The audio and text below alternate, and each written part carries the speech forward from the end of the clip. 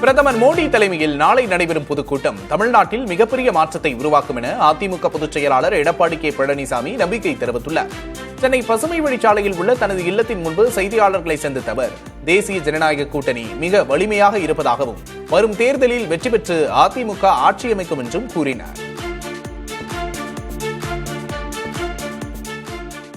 நாளை நடைபெறுகின்ற கூட்டம் தமிழகத்தில் மிகப்பெரிய மாற்றத்தை ஏற்படுத்துகின்ற கூட்டமாக இருக்கும். எங்களுடைய கூட்டணி வலிமையான கூட்டணி.